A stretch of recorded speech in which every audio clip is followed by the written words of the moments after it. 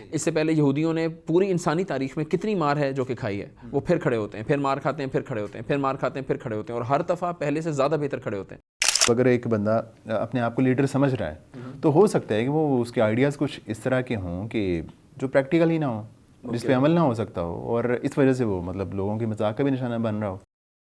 میں اور آپ آج کل اس خوبصورت اسٹوڈیو میں بیٹھ کے ریکارڈنگ کروا رہے ہیں، تو کیا آج سے 50 سال پہلے آپ محض کسی آلے کے سامنے بولیں گے اور وہ اتنے لوگوں تک پہنچ جائے گا؟ کیا یہ ریالٹی تھا؟ نہیں، اس کو ریالٹی بنایا گیا۔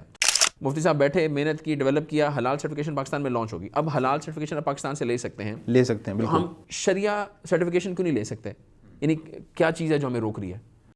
جو مسلمان ہے وہ یہاں پہ آیا ہے دنیا میں ایک مسافر کی طرح، اس نے کچھ دیر سائے میں آرام کرنا ہے اور اس کے بعد اس نے اپنے اگلے سفر پہ روانہ ہو جانا ہے۔ تو اس لیے کوئی لمبی چوڑی اسٹریٹجی اور لمبے چوڑے پلانز کی ضرورت ہی کیا ہے؟ میں اپنے بچے کو تکلیف میں نہیں دیکھ سکتا، تو وہ امت کا بچہ جو وہاں پہ بلک رہا ہے اور سسک رہا ہے اور تڑپ رہا ہے، اور ہمارے پاس ویڈیوز اور تصویریں، شواہد ہمارے سامنے موجود ہیں، ان بیچاروں کو قصور بھی نہیں ہے جو اس جنگ میں دھکیل دیے گئے ہیں۔ جتنا وقت، جتنی انرجی اور جتنا فوکس ان کا چندہ مانگنے پر اور وہ ریسورسز جنریٹ کرنے پر خرچ ہوتا ہے، اگر آپ ان کو ان سے اگلے 10 سال کی محنت کر کے فری کر دیں تو وہی ٹائم، وہی انرجی، وہی فوکس، وہی انوویشن، وہی اخلاص جب بقا سے نکل کے ارتقاء میں جائے گا تو کہاں پہنچیں گے؟ اس کا جو ایکسپوننشل افیکٹ ہے اس کو شاید آپ کسی بھی طرح سے میجر کر سکتے ہی نہیں ہیں۔ اعوذ باللہ من الشیطان الرجیم، بسم اللہ الرحمن الرحیم، السلام علیکم ورحمۃ اللہ وبرکاتہ۔ ناظرین کرام، اس وقت غزہ میں جو صورتحال ہے اس کے حوالے سے ہر ایک فرد، ہر مسلمان وہ جو ہے اس کی آنکھیں اشک بار ہیں، اور جو ہے جو پریشانی ہے، غم ہے، وہ بڑھتا چلا جا رہا ہے، اور اس تاریکی میں روشنی کی کوئی صورت فی الحال نظر نہیں آ رہی ہے۔ ایسے میں ایک روشنی کی شمع جلانے کے لیے اور ہمیں ایک روشنی کی کرن دکھانے کے لیے ہم نے ایک صاحب کو اپنے ہاں دعوت دی ہے۔ ہمارے ساتھ موجود ہیں کامران زاہد صاحب، جو کہ اسٹریٹجی اور گروتھ ان کے ایریاز ہیں، اور اس کے علاوہ یہ کنسلٹنگ کرتے ہیں، کوچنگ کرتے ہیں، اور جو ہے ایک کامیاب ٹرینر ہے ماشاءاللہ۔ آج وہ ہمارے ساتھ موجود ہیں، اور ان سے ہم نے بات یہ کرنی ہے کہ آج اسرائیل جہاں پہ کھڑا ہے وہ آج یا کل کی بات نہیں ہے، ایک لمبا سفر ہے، دہائیوں کا، صدیوں کا سفر ہے جو انہوں نے طے کر کے آج یہاں پہ کھڑے ہوئے ہیں۔ ایسے میں سوال یہ پیدا ہوتا ہے کہ ایک مسلمان اور مسلمانوں کی آرگنائزیشن وہ کیا کام کریں کہ وہ ایک تناور درخت بن کے دوسروں کو اور خود کو فائدہ پہنچانے میں جو ہے وہ اپنا کردار ادا کریں۔ تو کامران صاحب، بہت شکریہ آپ کی آمد کا، آپ نے وقت نکالا ہمارے لیے۔ ڈاکٹر صاحب، پریشانی ہے، اور جو ہے جو صورتحال ہے غزہ میں اس کے حوالے سے سبھی لوگ پریشان ہیں، تو ایسے میں امید کی کرن کیا ہے، کیا کیا جا سکتا ہے، اور سلوشن کیا ہے؟ بسم اللہ الرحمن الرحیم۔ شکریہ آپ نے انوائٹ کیا اس حساس موضوع پہ گفتگو کرنے کے لیے۔ دو کہ سب لوگوں کا ہی دل گرفتہ ہیں، پریشان ہیں، راتوں کی نیند لوگوں کی ڈسٹرب ہے، لیکن وہ کہتے ہیں کہ شکوہ ظلمت شب سے تو کہیں بہتر تھا اپنے حصے کی کوئی شمع جلاتے جاتے۔ تو ہم کیا شمع جلا سکتے ہیں، ہم اس پہ انشاءاللہ گفتگو کر لیں گے۔ میرا جو ایریا ہے دیٹ اسٹریٹجی اینڈ گروتھ، جو آپ نے انٹروڈکشن میں ذکر کیا، تو اسی حوالے سے ٹریننگز، کوچنگ، کنسلٹنگ چلتی رہتی ہے، اور میں اسی پرسپیکٹو سے چاہوں گا کہ ایک سلوشن آپ کے سامنے رکھ دیا جائے۔ سب سے پہلی بات، اس بات کو سمجھنے کی ضرورت ہے کہ دنیا کا بڑے سے بڑا دکھ یا بڑی سے بڑی پریشانی ہو یا بڑی سے بڑی خوشی ہو، اس کو ایکسکیوز بنایا جا سکتا ہے کسی کام کے نہ کرنے کا، اور اس کو ریزن بنایا جا سکتا ہے کسی کام کے کرنے کا۔ اوکے، ایگزیکٹلی وہی ایک سچویشن۔ صحیح ہے۔ تو ہم اس پوری حالات و واقعات چل رہے ہیں، اور جتنی زیادہ خاموشی امت مسلمہ کے لینڈسکیپ پہ، خصوصاً اگر ہم حکمرانوں کے لیول پہ ہم بات کریں، تو وہ سناٹا اور وہ خاموشی جو چھائی ہوئی ہے، وہ ایکسکیوز نہیں ہونا چاہیے ہمارے نان ایکشن کا، بلکہ وہ ریزن ہونا چاہیے ہماری ایکشنیبلٹی کا۔ کوئی کام کریں، وہ کام جو ہماری ڈومین، ہماری ایکسپرٹیز، ہمیں اب ہماری سے مراد مطلب جو عام لوگوں کی بات کریں، عام انسان کی بات کریں۔ میں ایک عام انسان ہوں جس کا حکومت میں کوئی اسٹیک نہیں ہے، جس کی رائے کی اس طرح سے حکومت میں اس کی رائے اثر انداز نہیں ہوتی حکومتی فیصلوں کے اوپر۔ میں ایک عام انسان ہوں، بیوی بچے ہیں، جاب کرتا ہوں یا بزنس کرتا ہوں، میں کیا کر سکتا ہوں؟ خصوصاً ہماری اسلامک آرگنائزیشنز، جو محدث ماشاء اللہ ایک اسلامک آرگنائزیشن ہے، اس طرح کی اور بہت ڈھیر ساری اسلامک آرگنائزیشنز ہیں، وہ 5 لوگوں پر مشتمل ہو، وہ 500 لوگوں پر مشتمل ہو، وہ کیا کام کر سکتے ہیں؟ تو ان پہ ہم انشاءاللہ گفتگو کریں گے۔ تو پہلی بات ہم نے یہ کی کہ آپ کو اس پورے حالات واقعات کو ریزن آف ایکشن بنانا ہے، ایکسکیوز آف نان ایکشن نہیں بنانا۔ میں اس کو اس پرسپیکٹو سے دیکھتا ہوں. تو ڈاکٹر صاحب یہ بتائیے گا کہ مطلب یہ جو معاملہ ہوا، ظاہر ہے کہ ہم سب لوگ اس کو کنڈیم کرتے ہیں جو معاملہ ہوا. تو ایسے میں مطلب جس طرح ہم نے کہا کہ اسرائیل آج جہاں پہ کھڑا ہے وہ ایک لمبا سفر طے کر کے وہاں پہ کھڑا ہے، تو ہمیں وہاں پہ پہنچنے کے لیے اور اپنے آپ کو ایک اسٹرانگ جو ہے وہ ایک اسلامک آرگنائزیشن بنانے کے لیے کن چیزوں کی ضرورت ہے اور اسلامی ادارے اس میں کیا کردار ادا کر سکتے ہیں؟ میں اس میں یہ گزارش کروں گا کہ ایک بات ہمیں سمجھنے کی ضرورت ہے کہ ہماری، اور اگین یہ جو حالات و واقعات ہیں یہ ہم ریزن آف ایکشن بنائیں گے. ہم غلامی میں رہے، پریشانیاں رہیں، معاملات رہے، ساری مصیبتیں ہم نے سہیں اور برداشت کیں. اس کے بعد سرٹن ایک نا کریکٹر ٹریٹس ہیں جو ہمارے اندر ڈیولپ ہو گئے. ایک بہت نیگیٹو کریکٹر ٹریٹ جو ہمارے اندر ڈیولپ ہوا، اور میں اس کو ایریا آف امپروومنٹ بھی کہتا ہوں جس کو امپروو کیا جا سکتا ہے، دیٹ از ہم ایک ریئیکشن دینے والی قوم ہے، رسپونڈ کرنے والی قوم نہیں ہے. ریئیکشن اور رسپونڈ میں فرق ہوتا ہے. ریئیکشن وہ ہوتا ہے جو آپ پہ کوئی چیز پھینکی، آپ نے واپس اس کے اوپر چیز پھینک دی، یہ ریئیکشن ہے. بارش ہوئی اور آپ نے اس وقت چھاؤں میں پناہ لے لی، یہ ریئیکشن ہے. رسپونڈ یہ ہے کہ آپ نے اس کا سسٹینیبل سولوشن ڈیولپ کیا. سو ہمیں سسٹینیبل سولوشنز ڈیولپ کرنے چاہیے. اس میں تو میں نہیں سمجھتا کہ کوئی دو رائے ہیں. اور اسرائیل بھی آج جہاں پہ پہنچا ہے، اسرائیل تو اب پہنچا ہے نا، اس کو 100 سال بھی نہیں ہوئے اسرائیل بنے ہوئے.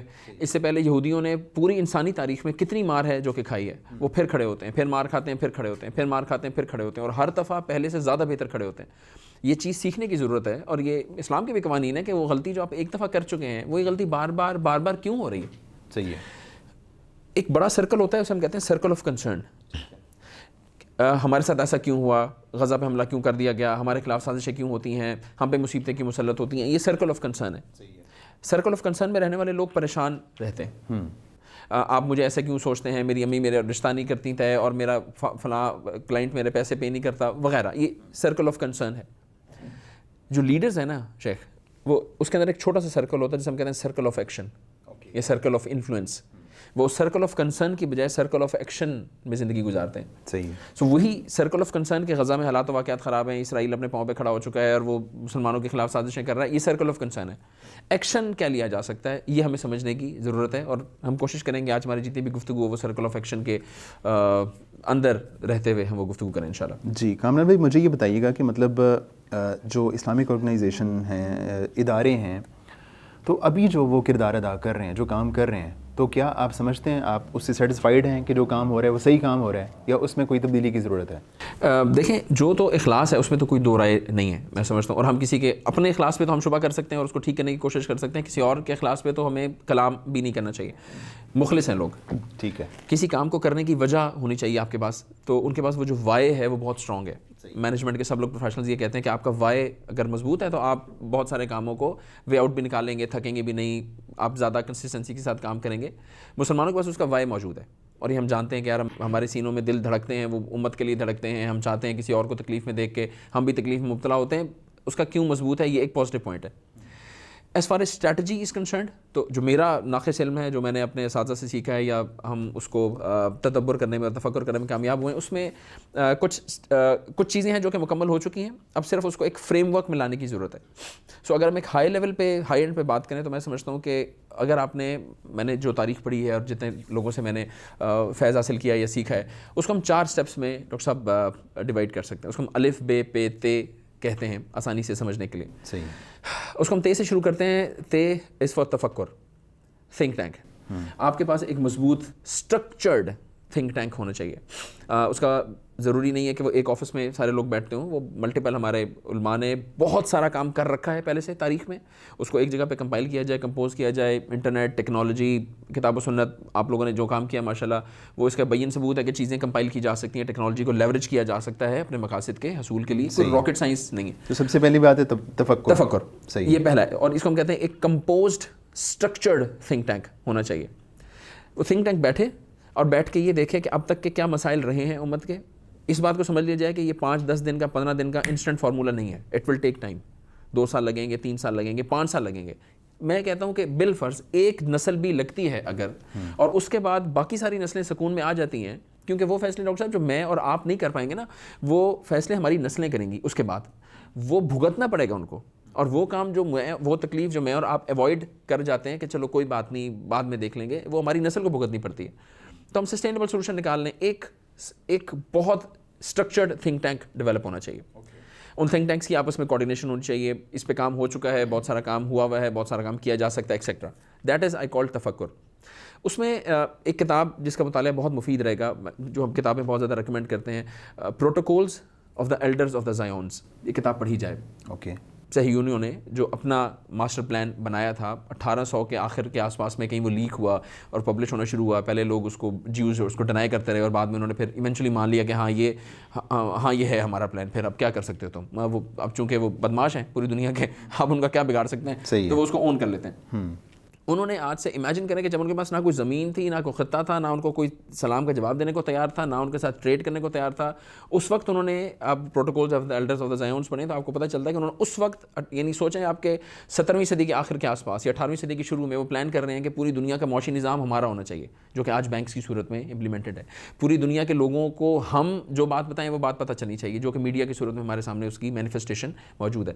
اگر وہ ایک اتنا شاندار روڈ میپ بنا سکتے ہیں تو کیا امت کو اللہ تعالیٰ نے ذہن عطا نہیں کیے, یا نیک قلوب والے لوگ ہمارے پاس نہیں ہیں, یا علماء کرام نہیں ہیں, یا بصیرت کی کمی ہے, یا کون سی ایسی چیز ہے جو ہمارے پاس نہیں ہے؟ ہمارے 4 5 6 لوگ 40 50 500 لوگ بیٹھ جائیں اور ایک بنا لیں نا روڈ میپ, اگلے 400 سال کا, 500 سال کا, 200 سال کا, 100 سال کا بنا لیں, نہ زیادہ بنا لیں. اگر وہ ایک ماسٹر روڈ میپ بنا سکتے ہیں تو ہم نے ایک ماسٹر روڈ میپ بنا سکتے ہیں. جواب ہے کہ بنا سکتے ہیں, ہمیں اسٹریٹجک چلنے کی ضرورت ہے. تو وہ تھنک ٹینک ایک نا ماسٹر روڈ میپ تیار کرے کہ this is what need to be done, these are the objectives, these are the visions جو ہمیں اچیو کرنے ہیں اگلے 500 سال میں, 100 سال میں, 10 سال میں, 1 مہینے میں, جو بھی طے کر لیا جائے. تو شیخ اس میں نا مطلب ایک تھنکنگ یہ بھی آتی ہے, اور باقاعدہ یہ ذہن موجود ہے کہ مطلب ایک جو مسلمان ہے وہ یہاں پہ آیا ہے دنیا میں ایک مسافر کی طرح, اس نے کچھ دیر سائے میں آرام کرنا ہے اور اس کے بعد اس نے اپنے اگلے سفر پہ روانہ ہو جانا ہے. تو اس لیے کوئی لمبی چوڑی اسٹریٹجی اور لمبے چوڑے پلانس کی ضرورت ہی کیا ہے؟ شیخ یہ جو سوچ ہے نا, یہ آپ بالکل درست فرما رہے ہیں, یہ سوچ ہم میں پائی گئی ہے پچھلے 150-200 سال میں. اس سے پہلے یہ سوچ نہیں پائی جاتی تھی.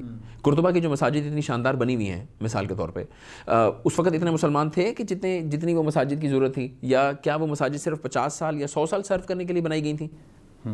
وہ اسٹرکچرز جو ہیں وہ آج بھی موجود ہیں کئی 100 سال گزرنے کے بعد.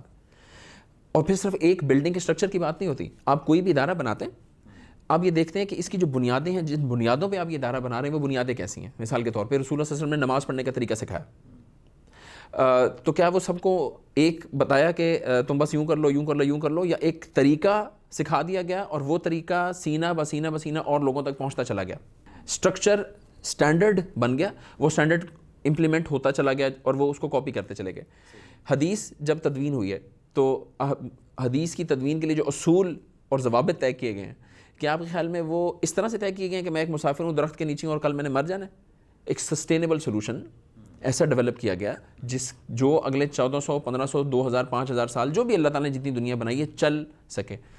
جب ہم حکمران تھے, میں اور آپ بادشاہوں کی اولاد ہیں, ہمارے آباء و اجداد نے حکمرانی کی ہے اس دنیا کے اوپر, اور ہمارے پاس اب ہم چونکہ غلامانہ مائنڈ سیٹ سے ہیں تو یہ اپروچ جو آپ ذکر کر رہے ہیں یہ اپروچ پائی جاتی ہے, لیکن اگین یہ اس غلامی کی دین ہے یہ اپروچ. صحیح. اور سسٹینیبل سولوشن بنانے کا مطلب یہ نہیں ہے کہ میں اپنی اولاد کے لیے اتنا شاندار کام کر جاؤں اور اپنے بچوں کے لیے کہ میں اپنی اور اپنی فیملی کے دائرے سے باہر نہ نکل سکوں. اس کا مطلب یہ ہے کہ آپ دین کے لیے جو چیزیں آپ ڈیولپ کریں وہ اتنی اسٹرکچرڈ, اتنی ویل تھاٹ ہوں جو کہ نسلوں کو بھی اگر چلانی پڑے تو ان کو پرابلم نہ پیش آئے. مثال کے طور پہ ہم ابھی آف کیمرہ جب ہم بات کر رہے تھے وقف کی, ہم نے بات کی, وقف کا جو پورا کانسیپٹ ہے وہ اٹ سیلف اس بات کی غمازی کرتا ہے کہ آپ کو سسٹینیبل سولوشنز بنانے چاہیے. وقف کا مطلب ہے کہ آپ نے ایک ادارہ بنایا, ایک کاروبار لیا, کھیت کھلیان کوئی بھی چیز, اس پہ آپ نے پیسے انویسٹ کیے.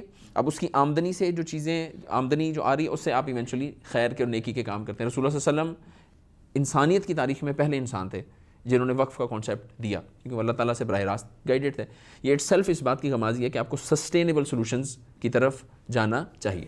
ویسے اسلامی ملکوں میں مطلب مڈل ایسٹ میں اسپیشلی سعودی عرب میں باقی ملکوں میں وقف کا کانسیپٹ باقاعدہ موجود ہے. جی, ہمارے یہاں شاید پاکستان میں اس کے ایشوز ہیں. ہوا یہ کہ وقف کا نظام چل رہا تھا اور بہت شاندار چل رہا تھا, اور اس پہ بھی ہم نے اگرچہ کہ بات آگے چل کے کرنی تھی لیکن اب موضوع آ گیا تو میں اس کو ذکر کر دیتا ہوں.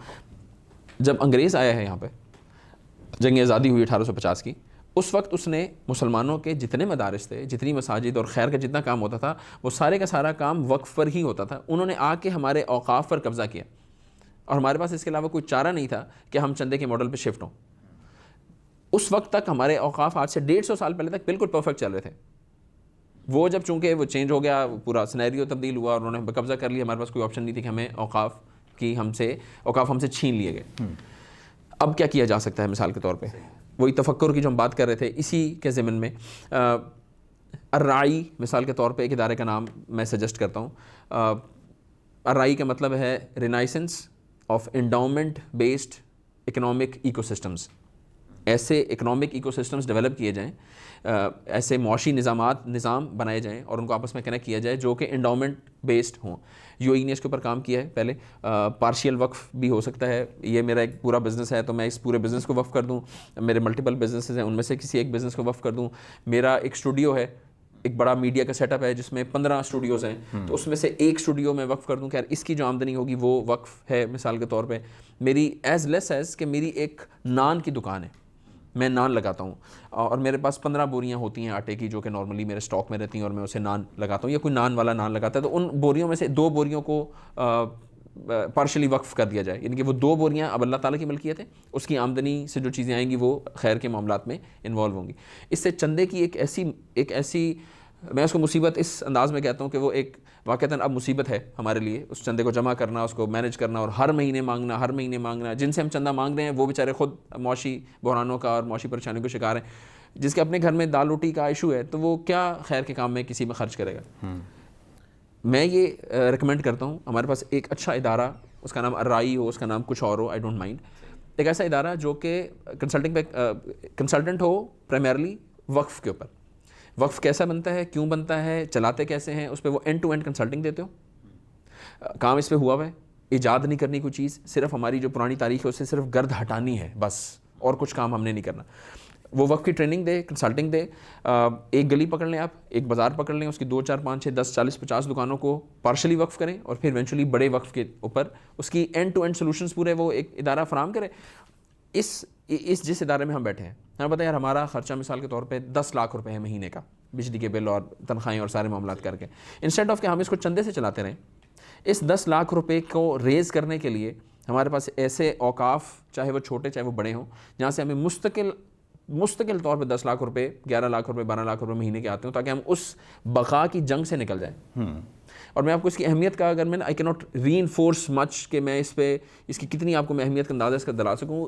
ویسٹ کی کوئی ایک یونیورسٹی, میں ذمہ داری کے ساتھ یہ بات کر رہا ہوں, کوئی ایک یونیورسٹی ویسٹ کی ایسی نہیں ہے جس کے پیچھے انڈاؤمنٹ نہ ہو. ہارورڈ یونیورسٹی کا انڈاؤمنٹ پاکستان کی سالانہ بجٹ سے زیادہ ہے. صحیح ہے. تو ان کو فکر نہیں ہے. میں آغا خان یونیورسٹی ہاسپٹل گیا مثال کے طور پہ, انہوں نے ایک ڈپارٹمنٹ بنایا جس کا نام تھا انسٹیٹیوٹ آف ایڈوانس نرسنگ. آج سے 5 سال پہلے 2017-18 میں انہوں نے روبوٹس لا کے رکھے, جو کہ آپ اس کو وہ دوائیاں بھی دیں گے, بیمار بھی ہوں گے, بچہ ہے روبوٹ, وہ مرے گا بھی زندہ بھی ہوگا روبوٹ, تاکہ ڈاکٹرز انسانوں کے بجائے ان پر تجربات کریں اور سیکھیں, اور اس نالج کو وہ جب آگے لے کے جائیں تو بہت ایکسیلریٹڈ نالج ہوگا ان کو لے کے جائیں گے.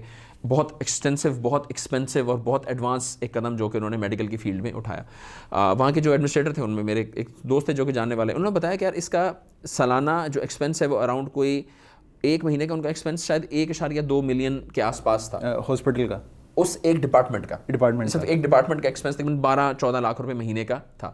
اس کا مطلب ہے کہ سالانہ جو اس کا ایکسپینس تھا وہ تقریباً کوئی 120 ملین کے آس پاس, آپ سمجھ لیں کہ 12-14 ملین, 1.2 ملین ہے تو تقریباً کوئی 15 ملین کے آس پاس ان کا سال کا ایکسپینس تھا. صحیح ہے. اس نے مجھے بتایا کہ صرف اس ایک ڈپارٹمنٹ کے 15 ملین کے سالانہ ایکسپینس کو کمپلیٹ کرنے کے لیے $15 ملین کا ایک انڈاؤمنٹ ہم جنریٹ کر رہے ہیں. اس وقت ڈالر 110 روپے کا تھا, تاکہ وہ 15 ملین کا ڈالر کا جو فنڈ ہے, جو انڈاؤمنٹ ہے, چاہے وہ بزنسز ہیں, دکانیں ہیں, کھیت ہیں, کھلیان ہیں, وٹ ایور جو بھی, یا اسٹاک میں انویسٹ کیا ہوا, جو بھی جس طرح سے وہ پیسہ انویسٹ کرتے ہیں, اس کا پیسہ آئے گا تو یہ ادارہ اپنے پاؤں پہ کھڑا ہوگا. یہ ایک شعبہ کوئی فیس نہ لے فار دا ریسٹ 100 سال تک چل سکتا ہے یہ ادارہ. اگر وہ اپنے ایک ڈپارٹمنٹ کو کھڑا کرنے کے لیے اتنا بڑا انڈاؤمنٹ بنا سکتے ہیں, تو ہم اپنے اداروں کے لیے انڈاؤمنٹس کیوں نہیں بنا سکتے؟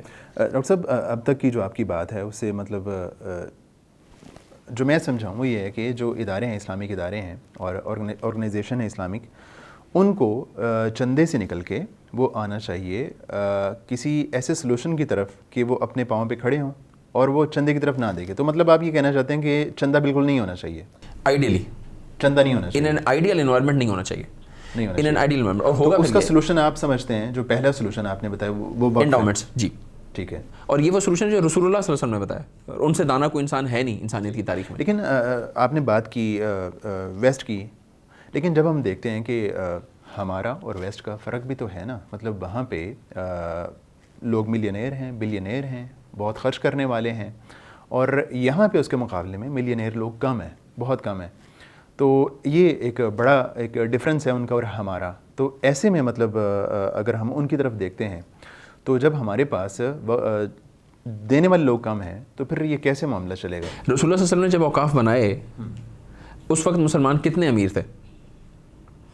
اس وقت لٹرلی کھانے کے لالے ایٹ ٹائمز پڑے ہوتے تھے. اس انداز میں میں نہیں چاہوں گا میرے الفاظ کی پکڑ کیجیے, صرف سمجھانے کے لیے ان حالات کی سنگینی کے لیے کہ اتنا فکر ہوتا تھا کہ یار کھانے میں پکنا کیا ہے آج, اور کھانا پکے گا یا نہیں پکے گا. اس وقت بھی جب حضرت عثمان رضی اللہ عنہ نے اپنا باغ رسول اللہ صلی اللہ علیہ وسلم کو کہا کہ میں یہ دینا چاہتا ہوں, تو آپ صلی اللہ علیہ وسلم نے فرمایا کہ اس کو ہدیہ نہیں کرو, اس کو وقف کر دو. وہ باغ آج بھی وقف ہے, آج, جی بالکل, ایز اے اسپیکنگ ناؤ. اور ہوا پھر یہ کہ اس جگہ کو ہمارے ایک دوست ہیں جو کہ مدینہ میں ریل اسٹیٹ ڈیولپمنٹ کا کام کرتے ہیں, انہوں نے بتایا کہ یار وہ باغ مسجد نبوی کی ایکسپینشن کی زد میں آ رہا تھا. اب کیا کیا جائے, وقف ہے, اللہ کی ملکیت میں چیز آپ دے تو سکتے ہیں, واپس تو نہیں لے سکتے آپ. اس مالیت کا ایک اور وقف ایک اور جگہ پہ بنایا گیا. جب اس کی آمدن سسٹینیبل اتنی ہو گئی جتنی اس وقف کی آمدن تھی, تو پھر اس کو مسجد نبوی کی ایکسپینشن کے اندر کنسیڈر کیا گیا. تو اس کا مطلب یہ ہے, اور اس پہ 1300 سال کام ہوا شیخ, صرف گرد ہٹانی ہے. یاور جلیل صاحب ہیں انڈیا کے, مثال کے طور پہ انہوں نے وقف پہ بہت کام کیا. یو اے کی گورنمنٹ نے وقف پہ بہت کام کیا. ایک اچھا تھنک ٹینک بنائے, 2 4 10 15 ریسرچرز کو لگا دیں, انہوں نے 5 مہینے 6 مہینے 3 مہینے لگا کے وہ صرف یہ ریسرچ کر لیں کہ اب تک وقف پہ کتنا کام ہوا ہے, کیا کام ہوا ہے, کیا چیلنجز ہیں, اس میں سے کتنے چیلنجز کو سالو کر لیا گیا ہے, کتنے چیلنجز جن کو سالو کرنا باقی ہے, بس. اور یہ کوئی اس کو انڈیکسنگ کرنی ہے, اس کی کوئی بڑا راکٹ سائنس کام نہیں ہے. یہ ہمارا پہلا کام ہوگا, پہلا سٹیج ہوگا جسے ہم کہتے ہیں تفکر. صحیح ہے. دوسرا کام ہے جسے میں کہتا ہوں پیش خیمہ. گورے کیا کرتے ہیں, وہ ایک ان کے تھنک ٹینکس بیٹھے ہوئے, وہ کہتے ہیں کہ مثال کے طور پہ مردوں اور عورتوں کے حقوق مساوی ہونے چاہیے. نہیں ہونے چاہیے, یہ ہمارا موضوع نہیں ہے اس وقت, نہ میں اس موضوع پہ گفتگو کر رہا ہوں اس وقت, لیکن اس کا امپیکٹ ڈاؤن لائن آتا کیسے ہے, مطلب ان کا ایک نوشن بن جاتا ہے, ایک نوشن بنا دیا انہوں نے, ایسا ہونا چاہیے. اب وہ اس کے اراؤنڈ نا یہ دیکھتے ہیں کہ اس کے سب آبجیکٹیوز کیا ہو سکتے ہیں. اس کو ہم اپنی مینجمنٹ کی زبان میں نا OKRs کہتے ہیں. آبجیکٹیو بناتے ہیں, کی ریزلٹس بناتے ہیں اس کے. اگر میں اسلامک آرگنائزیشنز پہ اس کا اطلاق کروں, مثال کے طور پہ میں یہ چاہتا ہوں کہ میری مسجد میں نمازیوں کی تعداد بڑھ جائے. اب کسی سے پوچھیں, وہ کہے گا جی میری نمازیوں کی تعداد بڑھ جائے. ہم کہیں جی کتنی بڑھ جائے, جتنی بھی ہو جائے. بھائی جتنی بھی تو ایک ایسا ٹارگیٹ ہے کہ جس کو آپ کبھی بھی اچیو ہی نہیں کر سکیں گے. صحیح ہے. اس کو کوانٹیفائی کریں آپ, تو اس کو کوانٹیفائی کریں ہم کہ اچھا یار میری مسجد میں نمازیوں کی تعداد 30% بڑھنی چاہیے اگلے 3 مہینے میں. اوکے, یہ آپ کا آ گیا آبجیکٹیو. اب اس کے کی ریزلٹس آتے ہیں کہ آپ کیا کیا کام کریں گے. اچھا جی, میں یہ کام کروں گا کہ سب سے پہلے آئیڈینٹیفائی کروں گا کہ مسائل کیا ہیں, نمازی آتے کیوں نہیں ہیں, نمبر 1 ہے. نمبر 2, جو آ رہے ہیں ان کو مزید فیسیلیٹیٹ کیسے کیا جا سکتا ہے. جو نمازی آ رہے ہیں اس میں ریٹینرشپ کتنی ہے. جب ہم مینجمنٹ کرتے ہیں تو ہم دیکھتے ہیں کہ میری ایک چیز بک رہی ہے, ایک کسٹمر یہ چیز کتنی دفعہ خریدتا ہے مجھ سے. ہر دفعہ نیا کسٹمر آتا ہے یا ریپیٹڈ کسٹمرز بھی, مثال کے طور پہ. تو میرے پاس کوئی ڈیٹا بیس, کوئی پروسیس, کوئی مینجمنٹ کا طریقہ کار ہو جو میں اس پہ اطلاق کروں, تو مجھے پتہ چلے کس مختصر کہ آپ آبجیکٹیوز بناتے ہیں, اس کے کی ریزلٹس بناتے ہیں, تو OKRs بنتے ہیں. اس پورے فیز کو میں کہتا ہوں یہ پیش خیمہ کا فیز ہے. تو آپ نے ایک تھنک ٹینک بنایا, انہوں نے اوور آل ایک پورا امت مسلمہ کا روڈ میپ دیا. آپ نے اس کو پھر چھوٹے آبجیکٹیوز میں اور کی ریزلٹس میں, جو کہ اتنے کنسائز ہوں, یا تو وہ کوالٹیٹیو ریزلٹس ہوں گے یا کوانٹیٹیو ریزلٹس ہوں گے. آپ اس کو میجر کر سکتے ہو, میجر نہیں کر سکتے ہوں گے تو کچھ بھی نہیں ہو پائے گا. یہ ہے پیش خیمہ کا فیز. یہ اس کو آپ انگلش میں بیس کیمپ کہہ سکتے ہیں. ایک بیس کیمپ ہمارا مضبوط ہونا چاہیے کہ تھنک ٹینک سے جو تھاٹس آ رہی ہیں اس کو ہم بیس کیمپ میں کر کے پروڈکٹیوٹی میں کنورٹ کرنے کے قابل ہوتے ہیں. تیسرا جو فیز ہے اسے میں کہتا ہوں برپا. ایگزیکیوشن میں اور کسی چیز کو برپا کرنے میں بہت فرق ہوتا ہے. برپا ایک بہت مضبوط لفظ ہے, میں یہ اپلائی کرنا. اوکے, برپا ایک مضبوط لفظ ہے ایپلیکیشن سے نا, یہ ایگزیکیوشن سے. تو تھنک ٹینک نے آپ کو سجیشن دے دی, پیش خیمہ نے اس کو کنورٹیبل ایکچوئل پروجیکٹ کے اندر کنورٹ کر کے آپ کو دکھا دیا. برپا کا مطلب اب آپ اس کو ایگزیکیوٹ کریں. صحیح ہے. اچھا, برپا میں ہم کیا کام ہیں جو کہ کر سکتے ہیں, اور یہ جب برپا آپ کر دیں گے تو انقلاب خود بخود آپ کو نظر آنا شروع ہو جائے گا. پریکٹیکل فیلڈ میں نعرے اور ہنگامہ کرنے کی بجائے آپ کو انقلاب ہوتا ہوا نظر آئے گا. برپا میں ہم کیا کام کر سکتے ہیں, مثال کے طور پہ ہماری آرگنائزیشنز پہلے سے بنی ہوئی ہیں, اسلامک آرگنائزیشنز متعدد, بلکہ اگر میں کہوں ان گنت آرگنائزیشنز ہیں جو کہ کام کر رہی ہیں. یہ کیا کام کریں. ایک تو ہماری معیشت بہت مضبوط ہونی چاہیے, اس میں کوئی دو رائے نہیں ہے, ہم پہلے اس پہ ذکر کر چکے ہیں کہ آپ اسلامک آرگنائزیشنز کی معیشت کو مضبوط کرنے کا بہترین طریقہ کار یہ ہے کہ ان کو اوقاف سے منسلک کرتے ہیں. تاکہ جب آپ نام لیتے ہیں آرگنائزیشنز کا تو اس میں مطلب جسٹ ادارے شامل ہیں یا ایک عام مسجد بھی؟ عام مسجد بھی ایک ادارہ ہے شیخ. کوئی بھی ایسا کام جو ایک فرد سے زیادہ کر رہا ہے وہ ادارہ ہے. میرا اور آپ کا گھر ایک ادارہ ہے کیونکہ اس میں ایک سے زیادہ فرد ہے. صحیح. تو وہ ادارہ ہے, مسجد ادارہ ہے, مدرسہ ادارہ ہے, پبلیکیشن کمپنی ادارہ ہے, اینڈ سو آن. اور بہت سارے ادارے مل کے کوئی کام کرتے ہیں, ایک خاص آبجیکٹیو ہے جو اچیو کرتے ہیں, تو اس کو ہم تحریک کہتے ہیں. ادارے کو کیا کرنا چاہیے؟ ہم نے ایک ماڈل فریم ورک ڈیولپ کیا ہے کنسلٹنگ میں جو ہم امپلیمنٹ کرتے ہیں اللہ کی توفیق سے. ہم اس کو سوسائٹی ماڈل کہتے ہیں, SOCIETY. سوسائٹی اسٹینڈس فار, اب یہ برپا کے فیز میں ہم ہیں. Society stands for standardization. ہماری چیزیں اسٹینڈرڈائزڈ ہونی چاہیے. آئیڈیلی دنیا میں کوئی بھی ایک کام جو ایک انسان ایک دفعہ کر چکا ہو, دوسرے کو اس کا ری انوینٹ دا ویل نہیں کرنا چاہیے. اور اسٹینڈرڈز موجود ہیں, بلاگ پوسٹ کرنے سے لے کے ادارہ بنانے تک کے اسٹینڈرڈز موجود ہیں, لوگوں کو ہائر کرنے سے لے کے مارکیٹنگ کیمپینز لانچ کرنے تک کے اسٹینڈرڈز موجود ہیں. ہماری اسلامک آرگنائزیشنز بزنسز میں بھی جو ہمارے بزنس مین جو لوگ ہمیں سن رہے ہیں ان کو اپنے اداروں کو اسٹینڈرڈائز کرنے کی ضرورت ہے. اسلامک آرگنائزیشنز کو اپنے پروسیسز اسٹینڈرڈائز کرنے کی ضرورت ہے. اور مشکل نہیں ہے, کام کر رہے ہوتے ہیں ہم, لیکن ہم نا اٹکل پچو کی طرح کام کرتے ہیں, ڈے ٹو ڈے بیسس پہ زندگی گزارتے ہیں, منتھ ٹو منتھ بیسس پہ زندگی گزارتے ہیں. تو ہم اسٹینڈرڈائز کر لیں. جو ہی آپ نے اپنے پروسیسز کو اسٹینڈرڈائز کر لیا تو اب آپ ان کو آپٹیمائز کر سکتے ہیں. کا مطلب یہ ہے کہ انہی ریسورسز سے زیادہ بہتر کام کیسے کیا جا سکتا ہے. مثال کے طور پہ میرے پاس ایک ادارہ ہے جس کا فرش سارے کا سارا آکوپائڈ ہے کیونکہ اس پہ آفس کے ڈیسک اور چیزیں لگی ہوئی ہیں, دیواریں خالی ہیں. تو کیا میں اس پہ ہائیڈروفوبک مثال کے طور پہ پلانٹیشن کر کے پیسے کما سکتا ہوں؟ چھت پوری خالی پڑی ہوئی ہے تو کیا میں اس کو منی نرسری میں کنورٹ کر سکتا ہوں؟ اسکول ہے میرا اور وہ ایک شفٹ کام کرتا ہے مثال کے طور پہ, اور 8 گھنٹے کام ہوتا ہے, 16 گھنٹے اسکول خالی پڑا ہوا ہے. تو کیا میں اس کو آپٹیمائز کر کے اس میں ملٹیپل شفٹس لانچ کر سکتا ہوں؟ کیا میں اس کو ڈیجیٹل لے کے جا سکتا ہوں؟ ایکسیٹرا. دس از ہاؤ کہ جب آپ اسٹینڈرڈائز کر لیں گے چیزوں کو تو پھر آپ اس کو آپٹیمائز کر سکتے ہیں. یہ دو کام جب آپ کر لیں گے تو پھر ہم اس کو اسکیل کرتے ہیں. اسکیل کا مطلب اسکیل میں اور گروتھ میں فرق ہے, ایکسپینشن میں اور اسکیلنگ میں فرق ہے. ایکسپینشن کا مطلب یہ ہے کہ میرے پاس میں ایک ریسٹورینٹ چلاتا ہوں مثال کے طور پہ, اور میری سیلز ہے 5 لاکھ روپے اور میرے پاس 50 کرسیاں ہیں. میں چاہتا ہوں کہ یار 5 لاکھ سے میری سیلز 10 لاکھ روپے ہو جائے, تو اس کا مطلب ہے مجھے 50 سے 100 کرسیاں کرنی پڑیں گی.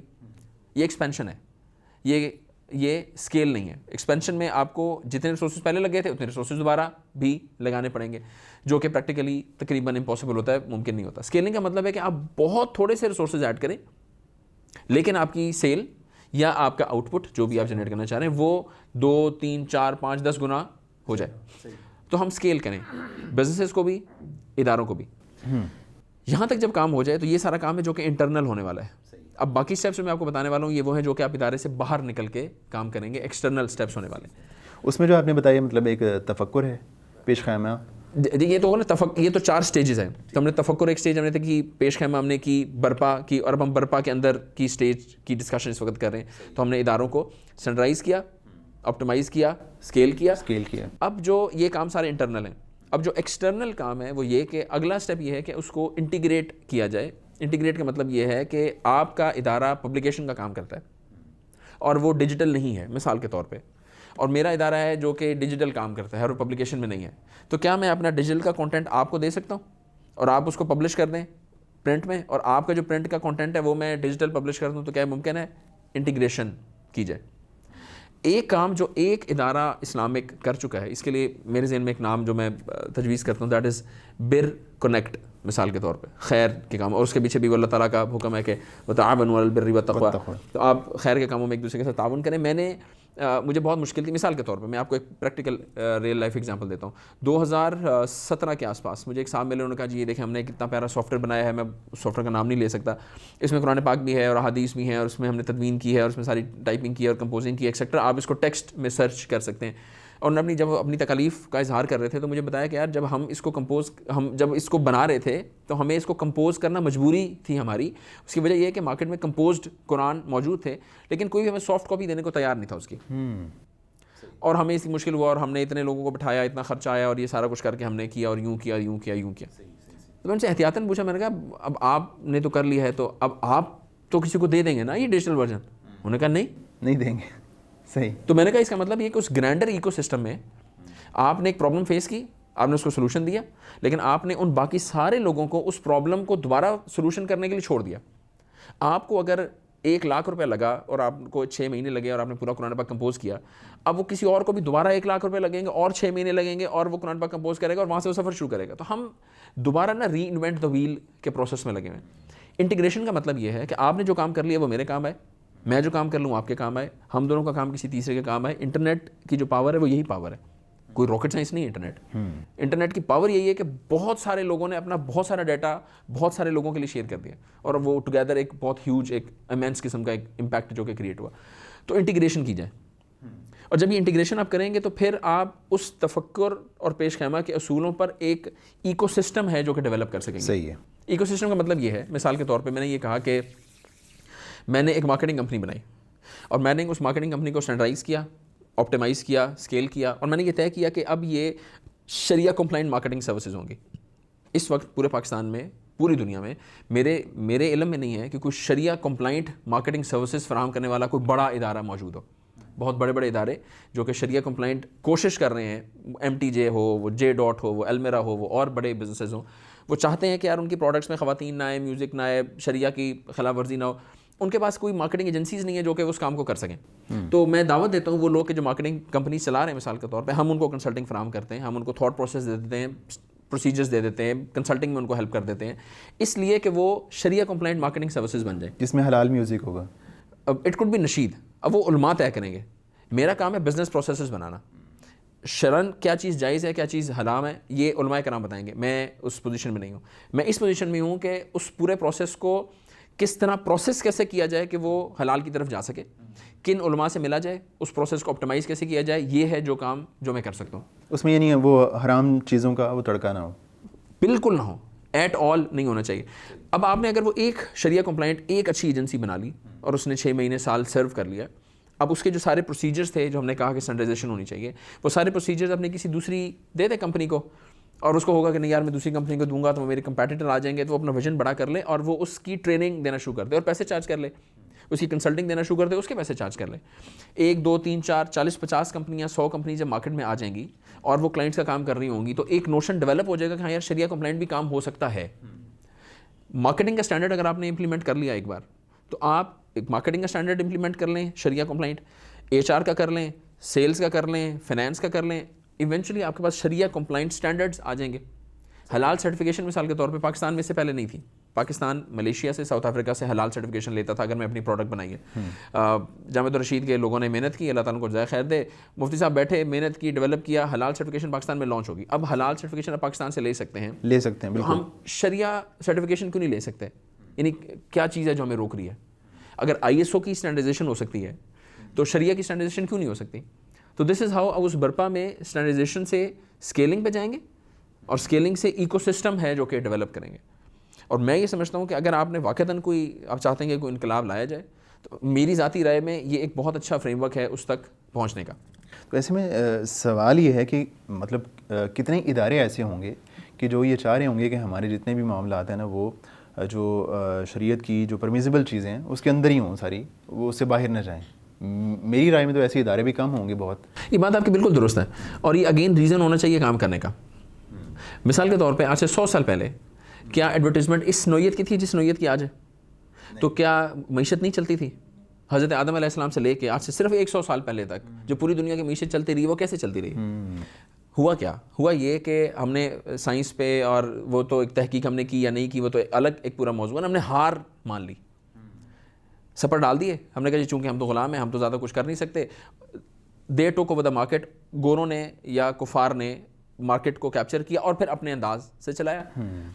اس صورت میں یہ آپ کا سوال ایگزیکٹلی ایک بہت بڑا سوالیہ نشان امت پہ بھی ہے کہ اگر ہم مارکیٹنگ اسلامک نہیں کر سکتے, اور آپ علماء کرام, آپ سے مراد ہمارے علماء کرام یہ کہتے ہیں, ہم نوشن ہمارا یہ ہے کہ اسلام ایک ضابطۂ حیات ہے, تو ایک عام انسان کہے گا کہ مولوی صاحب کون سی بات کر رہے ہیں آپ؟ بٹ ٹھیک ہے آپ ضابطۂ حیات ہے, ہم کہتے ہیں آمین, اور کام ہمیں اپنا کرنے دیں آپ. اس کا یہ ہمارے کال اور فعل میں کھلا تضاد ہے. اس لیے پریکٹیکل فیلڈ میں آنا اور اس کے پریکٹیکل سولوشنز دینا ضروری ہے. تو وہ اگین وہ جو اداروں کی آپ نے بات کی وہ اگین ریزن ہونا چاہیے کام کرنے کا, پہلی بات.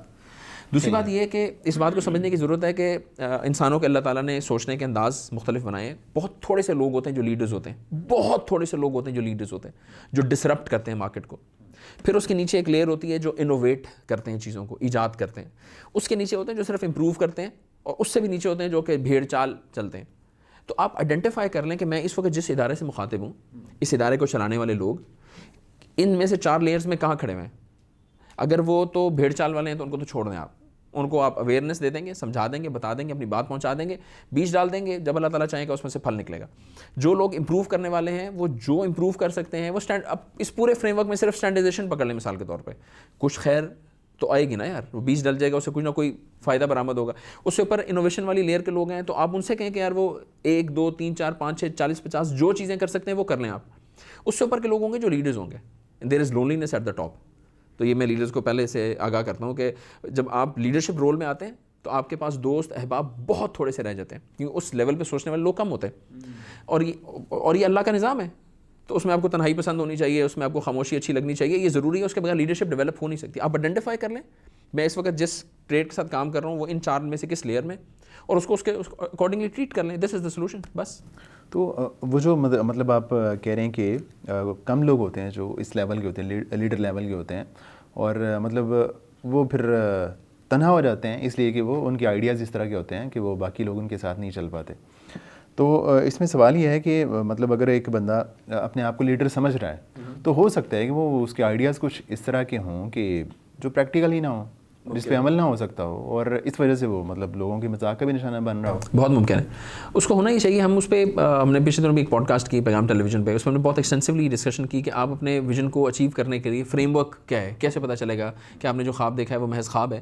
بہت سارے لوگوں کے خواب حسین ہوتے ہیں, بہت خواب حسین ہوتے ہیں. وہ کہتے ہیں حقیقتوں کی تلخیاں تو اپنی جگہ ہیں مگر میں خواب بہت دل نشین رکھتا ہوں. تو اس کی تعبیر ہو پائے گی یا نہیں ہو پائے گی, اس کا ایک پروسیس ہے پورا. آپ ویژن ڈاکومنٹ لکھتے ہیں, اپنا خواب اپنا آئیڈیا ڈاکومنٹ کرتے ہیں, پھر اس کو 2 3 4 5 مینٹور سے ویٹ کرواتے ہیں. وہ اس کو دیکھتے ہیں, اس کو کاٹ چھانٹ کرتے ہیں اور بتاتے ہیں کہ یہ امپلیمنٹیبل ہے یا نہیں ہے, اور ہے تو کس طرح امپلیمنٹیبل ہے, اور پھر اس کو پریکٹیکلی سٹیپس میں توڑا جاتا ہے. میرا ایک بہت بڑا خواب اور میں اس کے لیے آج اور کل اور پرسوں اور پورے مہینے اور پورا سال کچھ نہیں کر رہا, تو وہ ایک بہت خوبصورت خواب ہے, وہ ہو نہیں پائے گا. تو وہ اس کا ایک پورا پروسیس اگر اس کو امپلیمنٹ کر لیا جائے تو یہ دیکھا جا سکتا ہے کہ خواب امپلیمنٹیبل ہے یا نہیں. اور اس سے بھی زیادہ ایک اور جو بڑی بات ہے وہ یہ کہ ریالٹی, جس کو ہم کہتے ہیں نا ریالٹی, حقیقت اٹ سیلف ایک بہت ریلیٹیو ورڈ ہے. میں اور آپ موبائل فونز یوز کرتے ہیں, ریالٹی ہے. کیا آج سے 50 سال پہلے بھی ریالٹی تھا؟ نو, امیجنیشن تھا. میں اور آپ آج کل اس خوبصورت اسٹوڈیو میں بیٹھ کے ریکارڈنگ کروا رہے ہیں, تو کیا آج سے 50 سال پہلے آپ محض کسی آلے کے سامنے بولیں گے اور وہ اتنے لوگوں تک پہنچ جائے گا؟ کیا یہ ریالٹی تھا؟ نہیں. اس کو ریالٹی بنایا گیا. تو reality it self is a very very relative word. لیکن اس کا مطلب نہیں ہے کہ آپ اپنی کسی بھی ایلوژن ایک بنا لیں اور اس میں جینا شروع کر دیں. بنائیں ایلوژن, بڑا خواب دیکھیں, اور 2 4 5 6 اساتذہ کو, اچھے اساتذہ جو سمجھتے ہوں کہ خواب کو تعبیر میں کنورٹ کیسے کیا جاتا ہے, ان کو دکھا دیں اور اس کا حل نکال لیں بس. صحیح ہے. تو ڈاکٹر صاحب مطلب ایک کانسیپٹ یہ بھی ہے, شاید یہ ہماری گفتگو سے تھوڑا سا ہٹ کے کویشچن ہو, وہ یہ ہے کہ جو ویسٹ سے آنے والی چیزیں ہیں, انوویشنز ہیں, یہ جسٹ جو ہے نا مادی ترقی نہیں ہے. یہ مطلب ان کے ساتھ جو ہے نا ایک خاص قسم کا ایک میسیج, ایک پیغام جڑا ہوا ہے. تو اس لحاظ سے اگر ہم ان چیزوں کو استعمال میں لے کے آتے ہیں تو جسٹ جو ہے نا ایسا نہیں کہ ہم وہ مادی ترقی کا حصہ بنتے ہیں, بلکہ ہم جو ہے نا ان کے اثرات کو بھی ساتھ قبول کرتے ہیں. درست. تو وہ یہ کہتے ہیں کہ جو ہے نا اس کا سلوشن جو ہے وہ یہ ہے کہ ان چیزوں کا بائیکاٹ ہو, ٹھیک ہے, ان سے دور رہا جائے, تو ہی جو ہے نا آپ ان کے اثرات سے بچ سکتے ہیں. ورنہ جو ہے نا اگر آپ کہتے ہیں کہ ہم ان سے پازیٹیو کام لیتے ہیں, پازیٹیو یوز کرتے ہیں, تو بھی وہ پازیٹیو یوز نہیں ہوگا, بلکہ اس کے اثرات جو ہیں وہ بد ہی ظاہر ہوں گے. کسی بھی چیز کو اگر جنرلائز کر لیا جائے نا تو اس کا سلوشن نہیں نکل سکتا. ہم کنسلٹنگ میں یہ بات سمجھتے ہیں, کوچنگ میں یہ بات سمجھاتے ہیں کہ میں کہتا ہوں کہ سارے لوگ برے ہیں, میرے سارے رشتہ دار ہی برے ہیں. تو ایک اچھا کوچ کہتا ہے کہ کیا سارے رشتہ دار برے ہیں؟ تو میں کہتا ہوں نہیں, اصل میں میرے وہ جو ماموں ہیں نا وہ ٹھیک نہیں ہے. ٹھیک ہے, اچھا ماموں میں کیا خرابی ہے؟ تو ہم اس کو پن ڈاؤن کرتے ہیں کسی ایک اسپیسیفک چیز پر. اس طرح سے اگر ہم جنرلائز کہیں نا کہ آلات کا استعمال برا ہے یا اس سے فائدہ ہوتا ہے نقصان ہوتا ہے, تو میں گزارش یہ کروں گا کہ ہم اس کو جنرلائز کرنے کی بجائے ہم اس کو نا اسپیسیفائی کر لیں. سو اسپیسیفائی اگر آپ یہ سوال کر سکیں تو شاید میں اس کا جواب دے سکوں. اسپیسیفائی مطلب کیمرہ کو لے لیں, کیمرہ کو لے لیں آپ, مطلب وہ یہ کہیں گے کہ مطلب اگر کیمرہ ہم یوز کرتے ہیں اور ہم کہتے ہیں کہ ہماری بات جو ہے بہت دور تک پھیل رہی ہے, بہت دور تک جا رہی ہے, تو وہ کہتے ہیں کہ اس کے ساتھ جو ہے اس کے پازیٹیو کے بجائے نیگیٹو اثرات زیادہ پھیلیں گے اگر آپ یہ چیزیں استعمال میں لے کے آتے ہیں. یہ بات بالکل درست ہے. اس پہ فلسفیان جو ہمارے امت کے بھی جو فلسفی ہیں انہوں نے بہت اچھی ڈبیٹس کی ہیں, ڈسکشنز کی ہیں. ڈاکٹر عبدالوہاب سوری کو سننا اس معاملے میں سمجھتا ہوں کہ بہت میرا انہیں کی طرف اشارہ تھا, اور خالد جامی صاحب کو سنا جا سکتا ہے اس معاملے میں. تھنک ٹینک جو ہمارا تفکر کے اس میں ہونا چاہیے نا, وہ بیٹھے اور اس پہ ریسرچ کر لیں اور اس کا عملی جو سولوشن ہے نا وہ پرووائڈ کر دیں, اور یہ طے کر لے کہ کیا ہر مسئلے کا سولوشن دینا ضروری ہے یا نہیں. یہ بھی ایک الگ ایک پوری ڈیبیٹ ہے. اور اگر ہے ضروری اور ناگزیر ہے کوئی, تو اس کو اس ٹیکنالوجی کو یا اس چیز کو کس درجے میں کس کام کے لیے کتنی دیر تک استعمال کیا جائے گا, صحیح ہے, اور اس کا پھر آلٹرنیٹیو تلاش کیا جائے گا. ٹھیک ہے کامران بھائی, آپ مطلب ہم اداروں کی بات کر رہے ہیں, تو یہ بتائیے گا کہ ایک ہوتا ہے ادارہ اور ایک ہوتی ہے تحریک, تو دونوں میں ڈفرینس کیا ہے, فرق کیا ہے دونوں میں؟ بہت اچھا سوال ہے. ادارے کا مطلب ہے ایک سے زیادہ فرد مل کر کوئی ایک آبجیکٹیو یا سیٹ آف آبجیکٹیوز, مقصد یا ایک سے زیادہ مقاصد اگر اچیو کرنا چاہتے ہیں تو اس کو ہم ادارہ کہتے ہیں. جب بہت سارے ادارے ایک خاص انداز میں سوچنا شروع کرتے ہیں اور ایک خاص تحریک, ایک خاص ویژن ہے یا ایک خواب ہے یا اس کی تعبیر وہ لینا چاہتے ہیں, یا اس کو آپ آبجیکٹیو کہہ لیں, گول کہہ لیں, یا گولز یا آبجیکٹیوز کہہ لیں, وہ جب اچیو کرنے لگتے ہیں تو وہ جو ایک مشترکہ مقصد ہوتا ہے اس کے لیے بہت سارے ادارے بھی شامل ہوتے ہیں, افراد بھی شامل ہوتے ہیں. اس ایک مشترکہ مقصد کے حصول کی کوشش کو تحریک کا نام دیا جاتا ہے. مثال کے طور پہ کنٹینٹ پریویسی ویسٹ میں ایک بڑا پرابلم ہے, اور اس سے پہلے کانسیپٹ یہ تھا کہ میں نے ایک ویڈیو بنائی ہے تو اس کے کاپی رائٹس میرے پاس محفوظ ہیں, میں نے میوزک بنایا تو اس کے کاپی رائٹس میرے پاس محفوظ ہیں, کتاب لکھی ہے اس کے کاپی رائٹس میرے پاس محفوظ ہیں, اور وہ مجھ سے اگر کسی نے لینی ہے تو وہ پیسے دے اور مجھ سے لے لے. کچھ لوگوں نے اس نوعیت پہ سوچنا شروع کیا کہ یار ایک کتاب لکھ لی گئی, لوگوں نے پڑھ بھی لی, اب وہ لوگ جو اس کو پڑھنا چاہتے ہیں لیکن اس کی استطاعت نہیں رکھتے, تو ان تک وہ فری پہنچنی چاہیے, کیوں نہ پہنچے.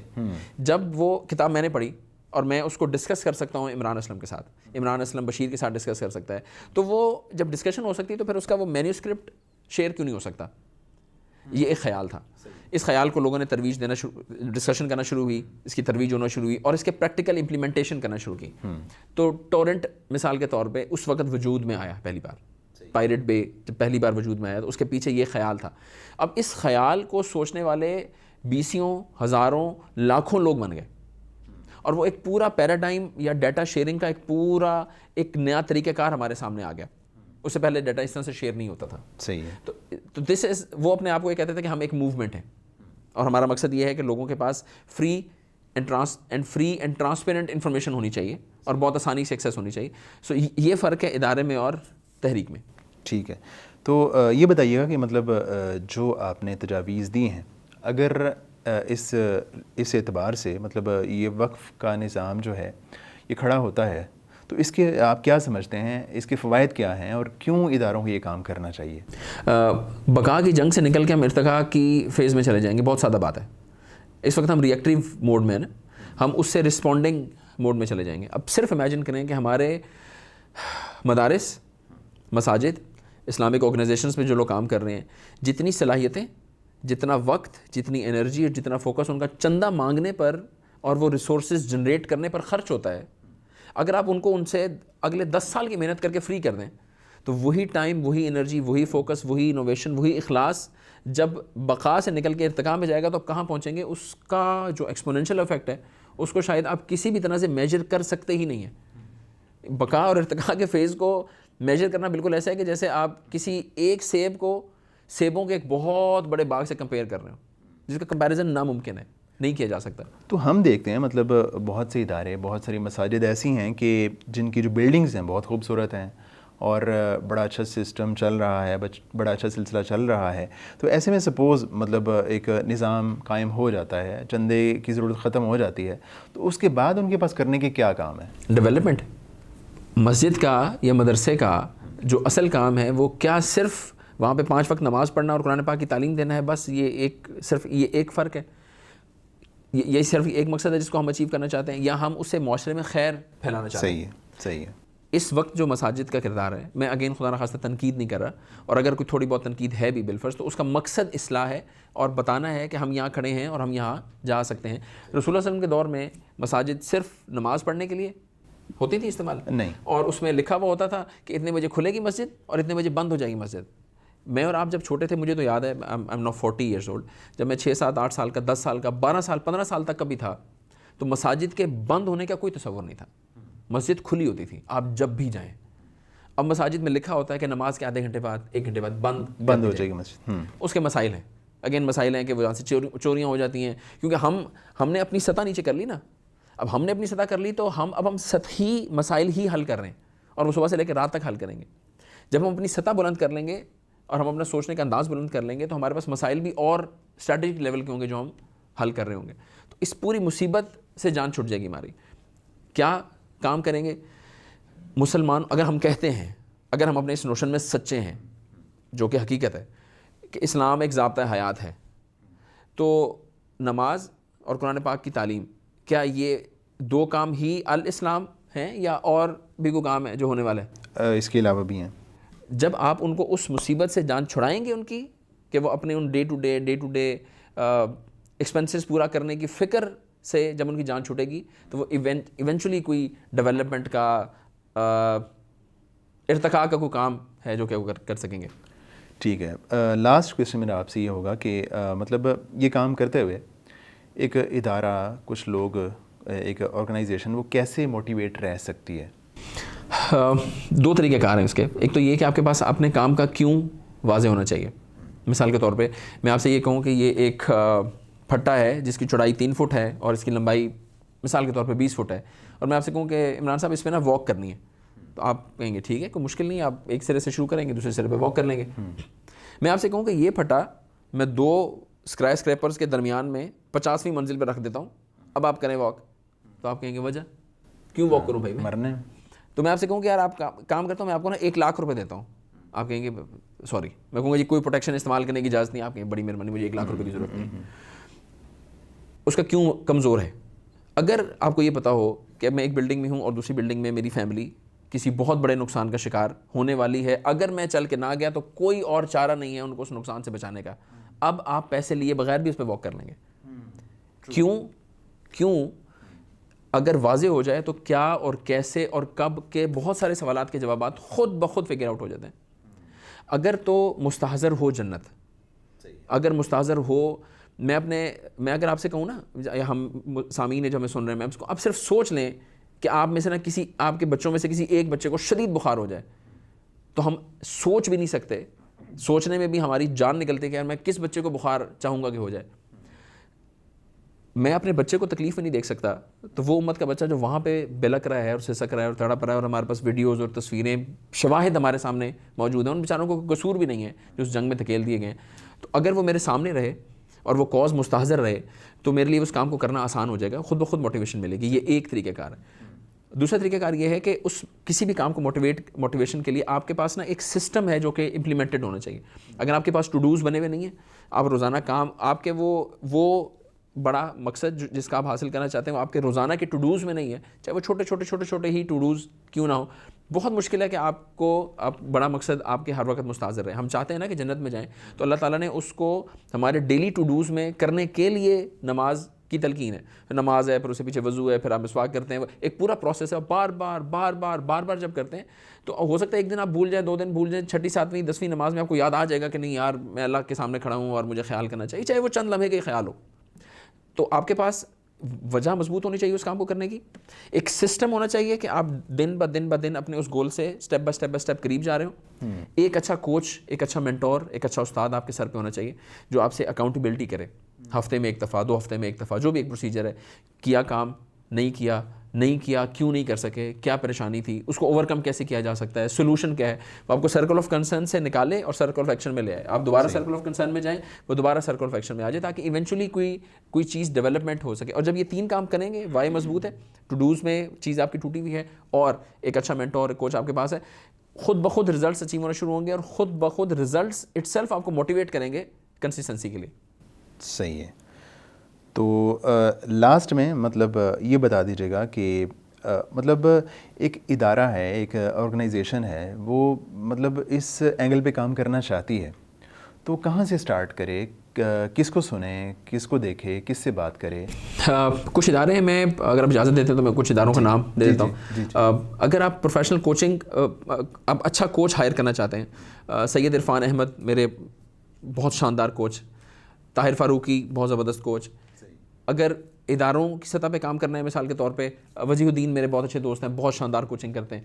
اداروں کی سطح پہ کام کرنا ہے, ٹائم لینڈرز نے اللہ جزائے خیر دے سلمان احمد بھائی کو اور یمین الدین بھائی کو بہت شاندار کام کیا ہے. اخوت کو بڑھانے میں, انڈس ہاسپٹل کو بڑھانے میں, پاکت تکافل کو کھڑا کرنے میں بڑے ادارے انہوں نے اس طرح کے بنائے, جو کہ کچھ ادارے تو ہیں جو کہ نظر آتے ہیں, اور کچھ اتنا فاؤنڈیشن ورک ہو چکا ہے کہ جس کا رزلٹ اگلے 25-30 سال میں امت کو نظر آئے گا تو پتہ چلے گا کہ وہ کیا خیر کا کام ہے جو وہ کر گئے ہیں. اللہ ان کو عزتوں سے نوازے, ان سے رابطہ کر لیا جائے. ان کے ہم خیال ایک پورا گروپ ہے, اور وہ گروپ میں 2-4-40-50 لوگ نہیں ہیں, سینکڑوں لوگ ہیں جو کہ ان کے اس ایک ویژن میں کہ امت کو اپنے پاؤں پہ کھڑا کرنا ہے, اور سسٹینیبل سولوشنز آپ کے پاس ہونے چاہیے, اور روزانہ آپ کو اس کے اوپر محنت کرنی ہے.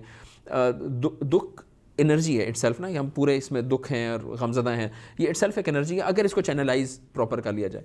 تو یہ کچھ ادارے ہیں جو کہ میں سمجھتا ہوں کہ to start with the code be a very good lead, کے جن سے کام آپ شروع کر دیں. میرا نام کامران زاہد ہے, میں اپنی خدمات فراہم کرتا ہوں اپنے ادارے کے توسط سے. میں آپ کے کسی کام آ سکوں, کوئی مشورہ آپ کو دے سکوں, کنسلٹنگ, کوچنگ, ٹریننگ, کچھ بھی ہو سکے, تو میں سمجھتا ہوں کہ اسٹارٹنگ پوائنٹس کافی سارے ہیں انشاءاللہ اگر ہم مخلص ہیں. صحیح ہے. کامران بھائی, آپ کی آمد کا بہت بہت شکریہ. اللہ تعالیٰ آپ کو اس کی بہترین جزا دے. آمین. اور اللہ کرے کہ اس سے جو ہے نا کہ کوئی خیر برآمد ہو. آمین. ناظرین کرام, یہ تھا آج کا پروگرام.